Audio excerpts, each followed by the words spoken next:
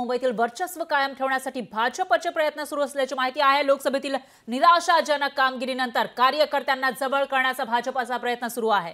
मुंबई भाजपचे महत्त्वाचे नेते आजपासून प्रभागनिहाय कार्यकर्त्यांशी संवाद साधणार आहेत, तर मुंबईमध्ये झालेला पराभव भाजपच्या जिव्हारी लागलाय। विधानसभेसाठी भाजप कार्यकर्त्यांचे मोठ बांधणार असल्याची माहिती आहे, तर भाजपकडून बैठकांचं सत्र सुरूच आहे। लोकसभेमध्ये झालेल्या चुका, पक्षावर असलेली कार्यकर्त्यांची नाराजी आणि मुंबईत प्रभागनिहाय आता डॅमेज कंट्रोल केलं जाणार असल्याची माहिती समोर येते। यावर नेते कार्यकर्त्यांशी संवाद साधणार असल्याची माहिती समोर येते, कारण मुंबईतल्या 6 लोकसभा मतदारसंघांमध्ये महायुतीला चांगलं यश आलेलं नव्हतं। 6 पैकी 4 जागा महाविकास आघाडीच्या खात्यात गेल्या, तर 2 जागांपैकी 1 शिवसेनेला आणि 1 भाजपला जिंकता आलेली आहे। त्या पार्श्वभूमीवर आता मुंबई जी देशाची आर्थिक राजधानी आहे आणि महाराष्ट्राची राजधानी आहे, त्या मुंबईकडे भाजपनं विशेष लक्ष केंद्रित केल्याची माहिती समोर येते।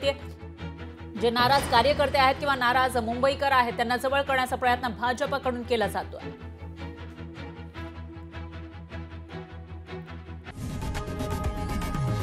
लोकशाही मराठी ऐका, पहा, जागरूक रहा।